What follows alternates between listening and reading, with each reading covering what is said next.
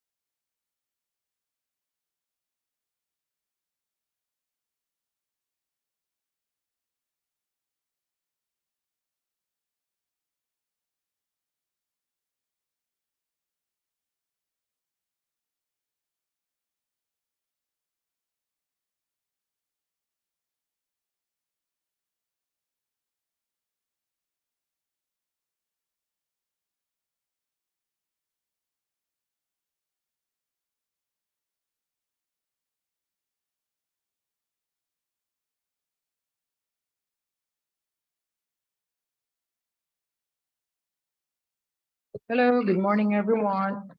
So we will start our free webinar about the student pathway. And if you're interested going to Canada or migrating to Canada as a student, this is your time to have a knowledge for the student pathway. So before I start, let me introduce myself first. My name is Rainiel Del Rio, and I'm the client acquisition manager here at Roman and Associates Immigration Services. So So our discussion today is about the student pathway. So later, if you have a question or clarification, technically you can already post it through our Zoom and via Facebook. So after my discussion, I'll try to answer all your inquiries. And of course, let me introduce our company. We're a registered Canadian immigration firm in British Columbia, Canada. So to check our legitimacy, you can always go to Canada Business Registry and simply type Roman and Associates Immigration Services po. And of course, our main office is located at 6057 Dumont Road, Nanaimo, British Columbia. And our office here in the Philippines, we are located at City Sleep Inn Hotel and Event Center here at JP Laurel Highway, Barangay Sico, Lipa City, Batangas po. So if you want to visit our office, definitely we're open from Monday to Friday, 8 a.m. to 5 p.m. only po. So you can do walk-in in any pathway, definitely we can help you po. And of course, we have our own licensed immigration consultant. His name is Mr. Israel Roman, and you can always check his license identification number is R524540 po. And he's a practicing registered nurse in Canada. And before he moves to Canada, he used to work as a nursing professor here in the Philippines po. So sa mga nurses po na nanonood po ng live namin, dating nurse din po si Sir Israel. Then currently, nurse pa rin siya ngayon in Canada po. So if you want to become a registered nurse pa rin in Canada, the fastest pathway pa rin is to become a student pathway in Canada po. And of course, ayan, flash on your screen. As you can see, yan po yung mga current student namin na magtitake ng kanilang co-op program. And I hope sa mga nanonood sa live namin na kayo naman yung next students namin na mapapalipad going to Canada po. Ayan.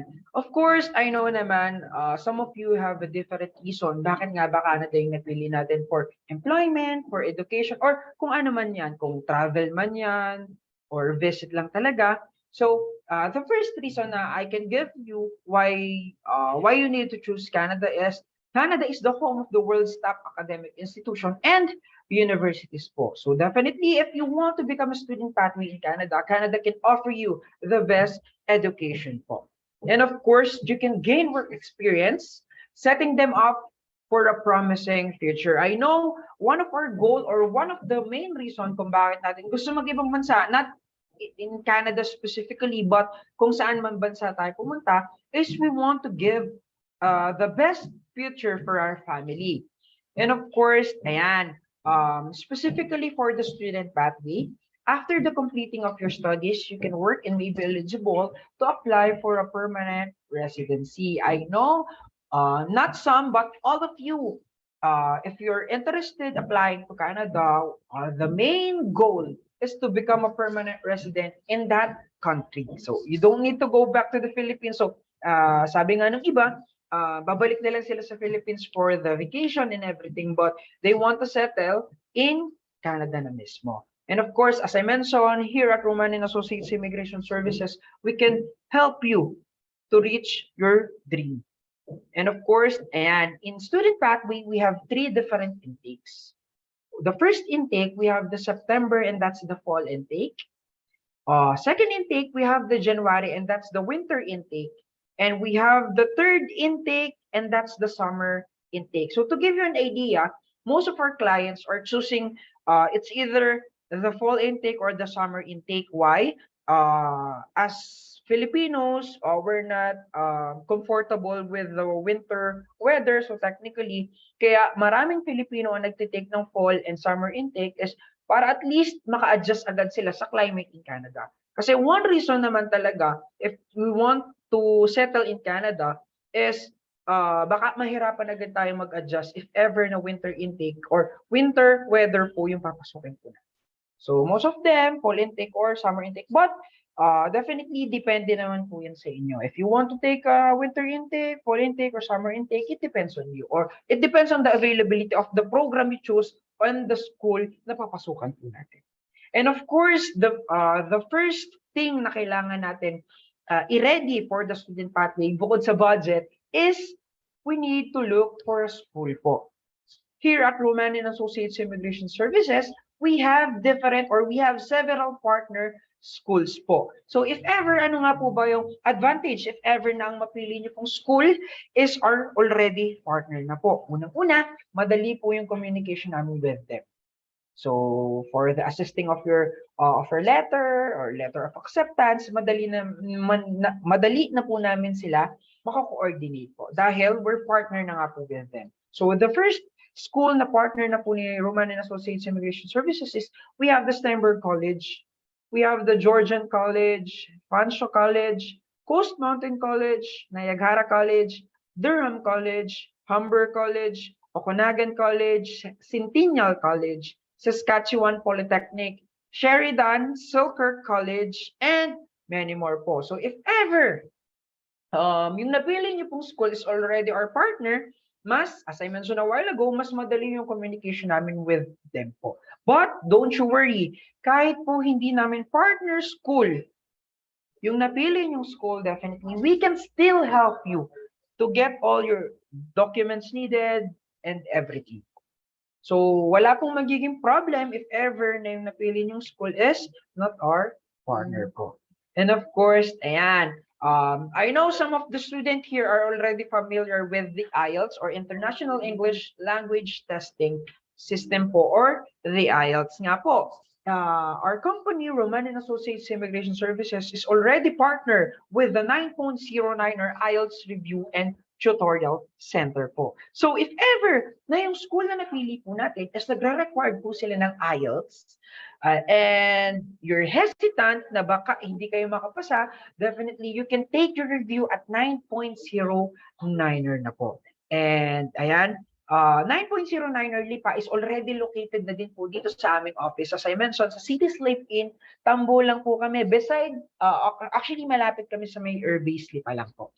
And of course, ayan, for the British Council, we are the official test center na din po dito sa Batangas po. So if ever yung mga nanonood po sa amin sa live, if malapit lang po kayo dito sa Batangas, let's say Laguna or Calamba, you can take your examination dito na rin po sa office namin. So you don't need to go to Manila to take your IELTS exam po.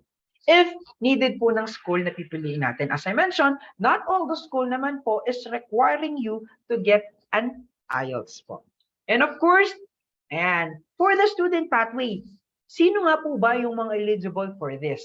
The eligibility lang po for the student pathway is at least high school graduate or for the new curriculum, at least K-12 graduate lang po siya, depending on the school requirements po. So yung iba kasi, natatakot na, sir, high school graduate lang po ako, pwede po ba ako mag-aral in Canada? The answer po is yes po. Basta high school graduate po tayo or sa new curriculum, you can apply for the student pathway going to Canada. And you can study na nga po doon in Canada na po. And of course, sa documentary requirements, as I mentioned, we have the first academic IELTS po.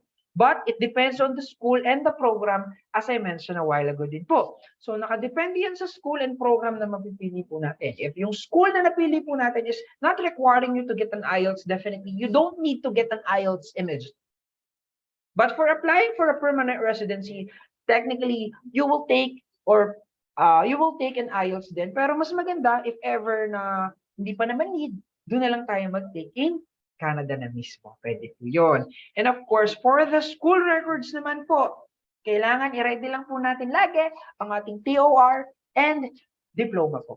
So that's our main requirement po na kakailanganin po. And the other requirements po, nakadepende pa rin yan sa school na mapipili po natin. And as I mentioned, here at Roman, we can help you to look for your school, your program for free po.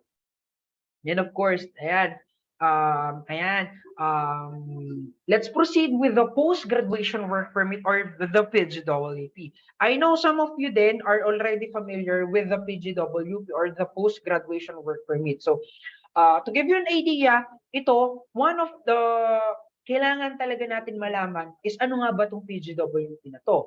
So, PGWP is you can apply for a post-graduation work permit or the PGWP upon the completion of your course, which enables you to stay in Canada and work for any employer without any restriction. So, it means po na you don't need to go after you finish your studies in Canada. Let's say you take a 1-year program or you take a 2-year course or program in Canada, you don't need to go back to your home country immediately. Why?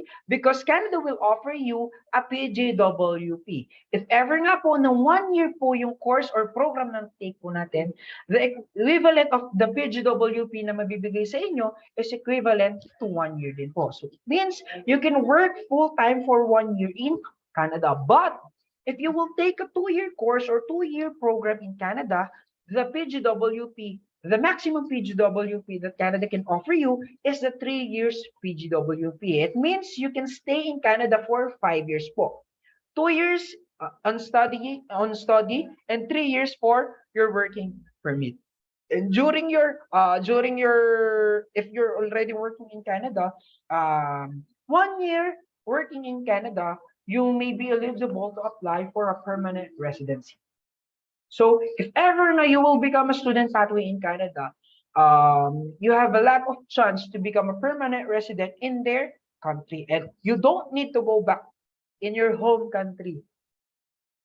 So, ayan po yung kagandahan if you will take a student pathway in Canada. And of course, to give you an idea, student pathway is one of the fastest pathway going to Canada po. It could take at least 1 to 3 months if already na yung school, yung program, yung mga documents na kakailanganin nyo po. But if ever naman na wala pa tayong nasisimulan or wala pa kayong nasisimulan, it could take at least 3 to 6 months. That's the maximum already. May result na din po yun. And of course, ayan, here in Roman, ano nga po ba yung process nyo? Para at least alam nyo din if ever na you will be entering our services po. So the first step po is we have the free assessment. So sa free assessment po, isasend nyo lang po yung detailed resume nyo sa amin and we will assess if ever na you're eligible for this specific pathway po. Number 2 is you need to choose school and program. As I mentioned a while ago, that's the first thing na kailangan talaga. We need to choose for your school and program. And don't you worry, here in Roman and Associates Immigration Services, if ever na wala pa po kayong napipili, just tell us the location kung saan nyo gusto mag-aral. And if ever na may titirhan kayo dun sa location na yon, just sabihin nyo lang sa amin and we can help you to look for your school and program na po. And of course, number 3 is the program discussion. This will be a one-on-one session between me and you, and I will discuss about the school na napili and your program na napili po. And after that, the step 4, we have the service agreement in our company. So you will sign the service agreement po. And after, if you don't have any question and you already signed the service agreement, you will now settle our administration fee. That's our first payment. And then the step 6 is submission of required documents to your chosen school. As I mentioned, not all school in Canada is different for the required documents po. So it depends on the school and the program pa rin kung ano yung mga hihingi nilang documents. But don't you worry, Roman and Associates Immigration Services will definitely help you and guide you sa mga documents na kakailanganin nyo nga po. And of course, ayan, the step 7 is issuance of offer letter from the school. So ano nga po ba yung offer letter? Indicated po sa offer letter kung ano nga po bang program intake and paano nga po ba natin bayaran yung tuition fee na kakailanganin natin for the school na napili nyo. And of course, ayan, for the step 8, as I mentioned sa offer letter, indicated na dyan kung how we pay the tuition fee. So, some school in Canada is offering down payment only, but some of the school in Canada is requiring you to pay a whole year tuition fee na po. So, depende pa rin po yan sa school na mapipili po natin. And of course, sa step 9, if ever na we already settled the tuition fee for that specific school, the school will issue a letter of acceptance from the school. So anong ibig sabihin ng letter of acceptance? It means na you already have a slot for the school na napili po natin. And of course, step 10, the collation of immigration documents. So don't you worry, with regarding sa immigration documents, we will help you and guide you sa mga fill outan na forms natin.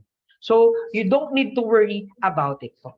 And of course, the last step natin is the service fee of our company. And after settling the service fee, the step 12 or the final process is the lodging of your visa application. After we lodge your visa application, we will wait, let's say, maximum of 1 month, siguro, for the result, if ever na we are approved or not. But here at Roman and Associates Immigration Services, we will make sure that your application will be approved po. And of course, ayan, as I mentioned a while ago, the first step is the assessment. So you can send your detailed resume at assessment@romancis.ca so we can assess if you're eligible for that specific pathway na gusto po natin. So our webinar is regarding about the student pathway, but here in Roman, we are offering different type of services. So, and you can send your resume to us so we can assess if you're eligible on what specific pathway you are interested for. And I'll be waiting for you if ever na you have a question or clarification. Let me check our Facebook page if we have uh, uh, a question in our live.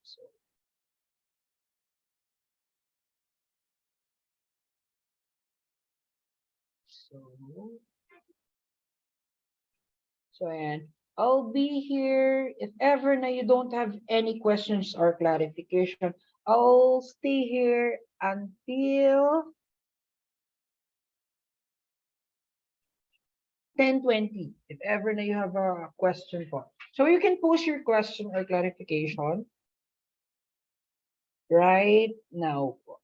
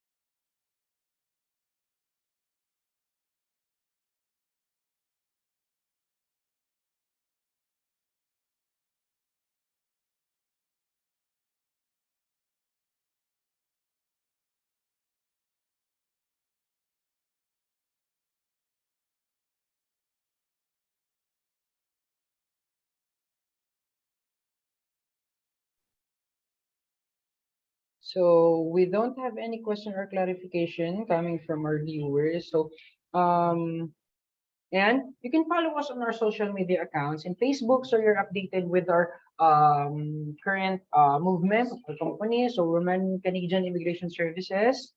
and Roman and Associates Immigration Services Limited. In TikTok, we're Roman and Associates Immigration or at Roman Canadian Immigration. And YouTube, we are Roman and Associates Immigration 2346. In Instagram, RCIS underscore 2019. And in LinkedIn, we're actually active then, Roman and Associates Immigration Services. And you can scan your QR code here. So you can book your free one-on-one discussion with us po. So yun, nakalimutan ko sabihin kanina, you can book your one-on-one discussion with me. So mas clear sa inyo yung discussion natin. Kasi yung iba nahihiya magtanong during live. So yan, it's a private session between you and me. Just book us or email us on our assessment@romancis to book your one-on-one discussion with us po. And of course, and thank you so much for participating and watching our student pathway. And I hope na kayo naman yung next student pathway na flying to Canada na po. And see you on our next live. So we still have scheduled webinar this April. And we will post it on our social media accounts pa rin po. So thank you so much and have a great day, everyone. Thank you.